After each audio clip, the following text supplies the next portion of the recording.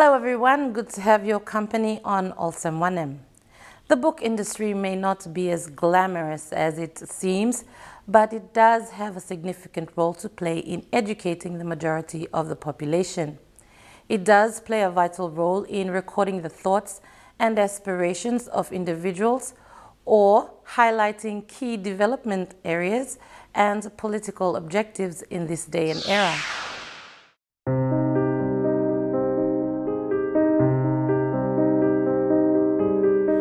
It was through the churches that literacy began when the Bible was used as a tool to re-educate locals, introducing them to literacy in mission-run schools, until the colonial government took over.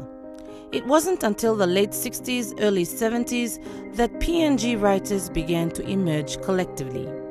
I think most people assume we are just supplying books to students, but we are much more than that. Well, if you look at the university logo, it's got a book slap bang in the middle of it. Now, in the early days of the university was very active in encouraging writing and the production of books. And then there's been quite a lapse and people have got less interested in writing, and I think there are reasons for that. Perhaps that the rewards weren't there, the recognition wasn't there. Dr. Evans says that there has been a resurgence in writing and wants to see more PNG writers producing books and to publish them in country instead of overseas so that the industry can become a viable market again.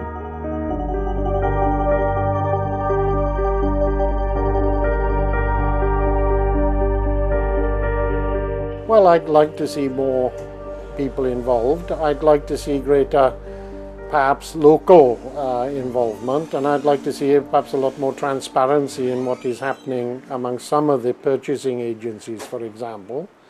But yeah, gradually I'd like to see more books of relevance in local languages, about local issues, and from local people. Obviously I am not local, but I've been here so long.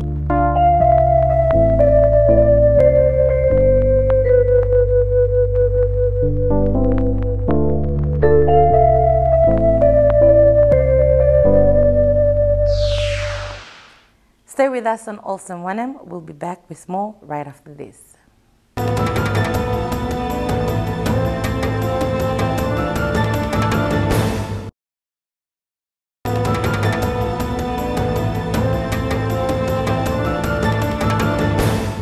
This is Olsem Wanem.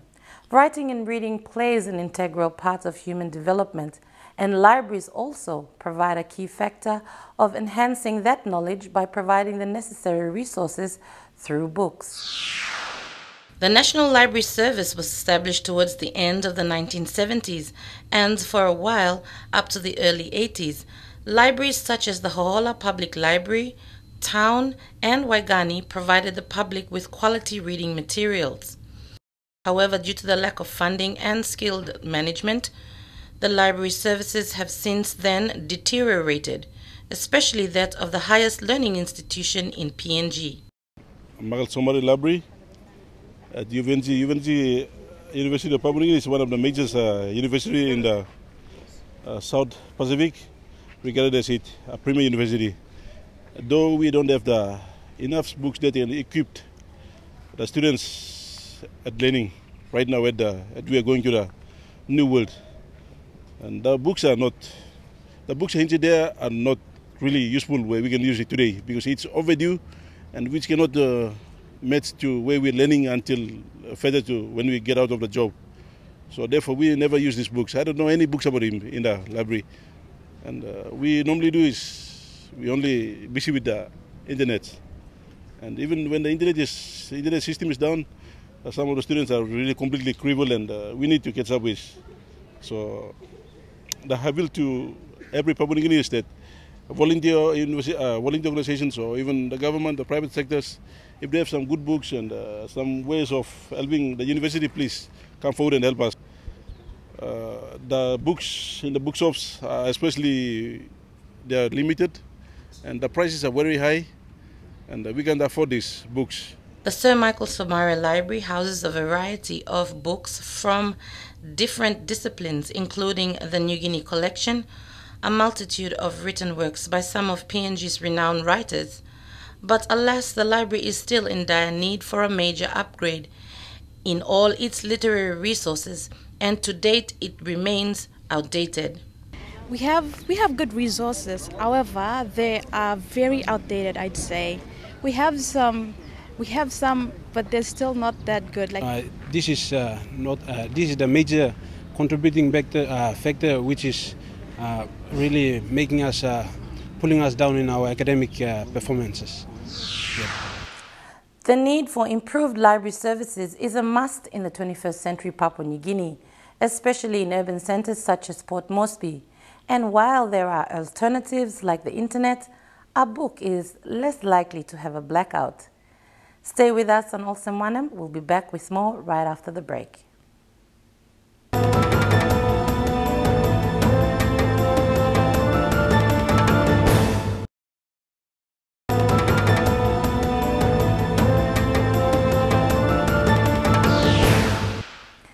You're watching Olsem Wanem. Writing is an art form, but not necessarily restricted to academics. Anyone can write as long as they are passionate about it. We had the pleasure of speaking to a former teacher of 15 years who decided to try his hand at writing.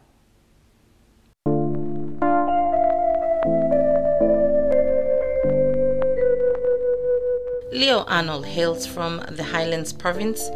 This quietly spoken man decided to trade the classrooms in the Highlands for the busy streets of Port Moresby so he could research and write his book. And then one time, after watching this chit-chat program with Sepalus Martin, he was mentioning something about promoting local writers. So that started to inspire me. So I said, well, why not sit down and you write a book like that?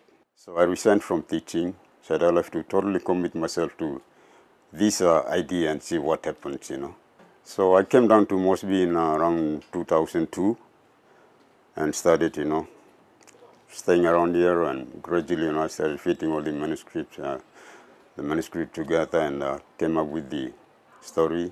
Approached these media people, like Post Korea National, all this time, We had around close to 10, 12, stories.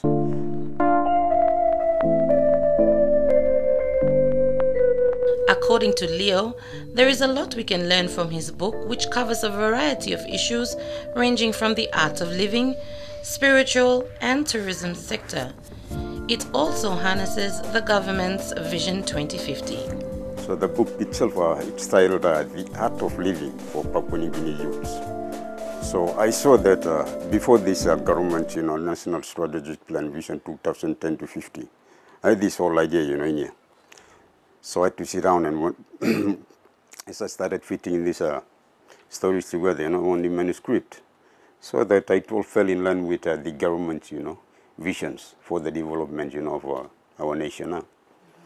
And then at this time, now that I got everything in with Unit Press, I see that the book is more appropriate, to be used as the common national tool for nation building.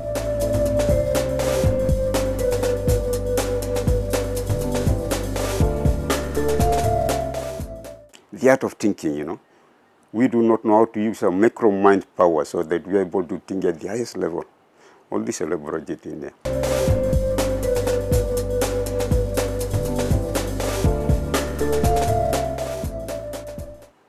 That's one area, we totally failing. You see, that's why we're going through all these problems.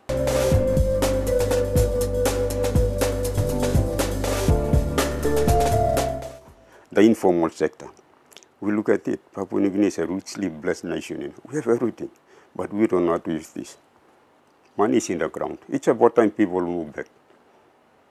Now with these current changes with the decentralization of powers, the national government with the province and district levels, will have to be, urban, rural, migration. People will have to go back to their own places, back in their communities. These areas we have failed.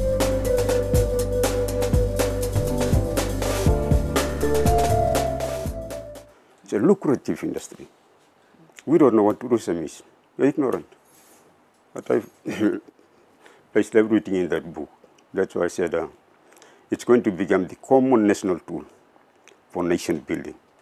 And my aim now will be, once the book is out, I've got a business registered, named it Vision 50 Statement Supplies. I'm going to make sure all the MPs get enough copies, for the youths and people back in the districts. From my point of view, I see that during our times it was okay, but now we are living in the computer age, digital age. It's a very challenging times. The full responsibility, you can see it from my point of view, it's as parents. There's nobody else to blame. Because we are the first educators. When kids from school, when they come back to the house, it is us. We go to sit down and monitor, their movements and all that. Otherwise, these are challenges, we go to cope with time. Stay with us on Olsem Wanem. We'll be back with more.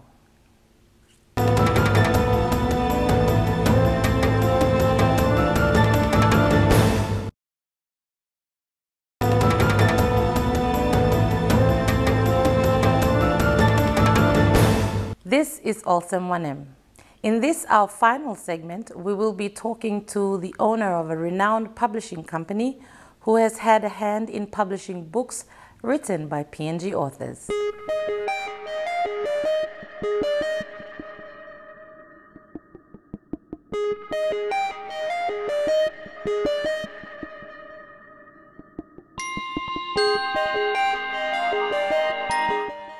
The interest in writing is returning, and Papua New Guinea can expect to see a steady growth in the demand for affordable publishing houses.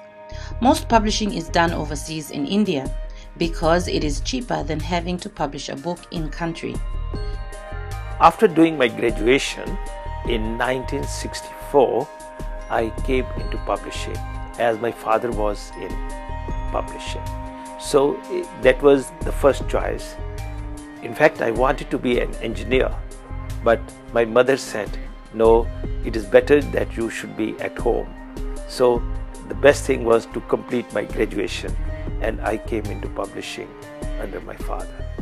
It has been a pleasure to be in publishing. I have enjoyed every day of my life in publishing. As in publishing, every book is a new book, and it needs different type of promotion, marketing and handling. So with the book, you can go to anybody and present a book. He will or she will feel pleasure in getting it. Suppose you are in steel industry, you can't go and give the steel to somebody. But in the book industry, you can go and present a book, and the person receiving the same will love it. So that has given me an opportunity to meet many international dignitaries, our own presidents, prime ministers during the year. I have been in this from the last 45 years. Sterling Publishing is one such publishing company. It wasn't until 2009, during a book fair, that Sterling Publishing became involved in the Papua New Guinea book industry, and a few years later started providing training for young people working within the industry. After 2010, when I left the Melanesian Institute, after publishing a few articles with them as well, I found myself jobless, and my interest, I had this opportunity to work with the bookshop, and with my former background in researching, I got this unique opportunity to become involved in the book publishing industry, to read other people's research articles and papers, and have communicate with authors of books, and going through the process of publishing the books, editing. Mr. Guy has since then played a significant role in not only publishing books for Papua New Guinean authors, but has also suggested introducing a book publishing association. During this time, we have published more than 30 titles with UPNG. We have printed for them, and they are by Papua Guinea new authors. We are editing the same and then formatting, getting it approved from the authors. If there are any author queries, they solve it, and we go ahead with the printing of the same. This has been Olsem Wanem. Before we go, last week we brought you a story on mobile phone use in schools. We were informed by an Olsem Wanem viewer that there is a program that runs on mobile phones that people in PNG can use to solve a lot of problems like domestic violence, corruption, or even potholes. The program is called Ushahidi and has been used in Japan, Australia, New Zealand, US, and Africa for disasters. Just search the name in Google. Below are examples of what Ushahidi can be used for in PNG, which was created by Christopher Evans as a demonstration. The website requires people to text in information, then it collects this data and summarizes the information on the website. The addresses are www.domesticviolencepng.crowdmap.com or www.corruptioninpng.crowdmap.com. Not to worry, all your text or emails sent to the links remain anonymous, so you can report an incident without fear. Thank you, Chris, for that tip. That's all we have time for. Do remember to send your comments or stories to the address on your screen. Till then, have a blessed Easter weekend.